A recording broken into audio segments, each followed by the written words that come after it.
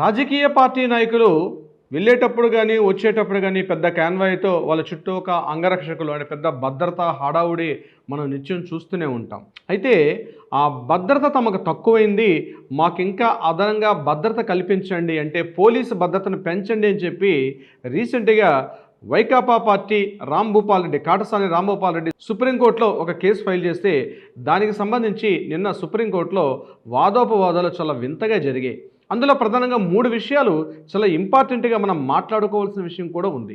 ముఖ్యంగా జస్టిస్ సూర్యకాంత్ గారు, అదేవిధంగా జస్టిస్ జోయిమాలి బాగ్చి గారు కూడా దీనికి సందర్భించి ఒక 3 సూచనలైతే చేయడం జరిగింది.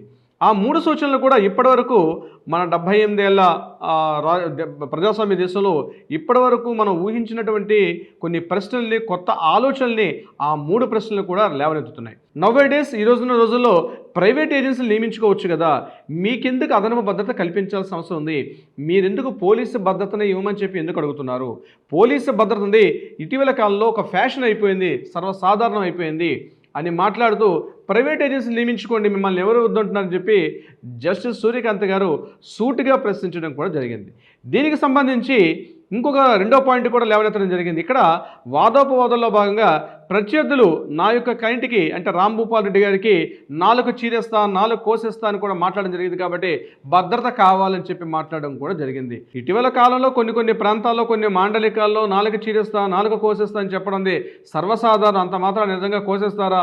కాబట్టి దాన్ని కేవలం మీరు మాట్లాడుతూ భద్రత ఇప్పించండి, సెక్యూరిటీ ఇప్పించండి, రకరకాలుగా జెడ్+ కేటగిరీ, జెడ్ కేటగిరీ ఇప్పించమని చెప్పడం సరైనది కాదు అని చెప్పి రెండో ప్రశ్న చెప్పడం కూడా జరిగింది.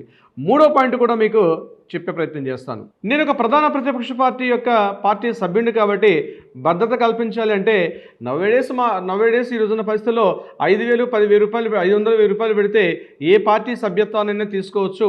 అంత మాత్రానికి నేను పార్టీ సభ్యుడిని కాబట్టి నాకు మీరు భద్రత కల్పించాలి అంటే ఇక రాష్ట్రంలో, దేశంలో ఉన్నటువంటి పోలీసు యంత్రాంగం మొత్తం కూడా సరిపోరని కూడా చెప్పడం జరిగింది.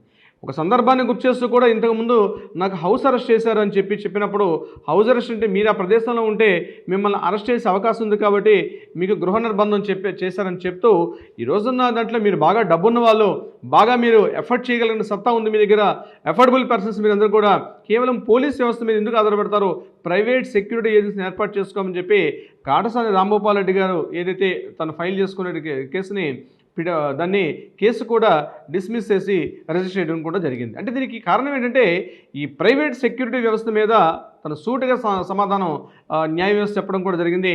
మీరు డబ్బున్న వాళ్ళు కాబట్టి మీ ప్రైవేట్ ఏజెన్సీలకు సంబంధించి మీ సెక్యూరిటీ మీరే చూసుకోండి అని చెప్తూ సూటిగా మాట్లాడడం కూడా జరిగింది.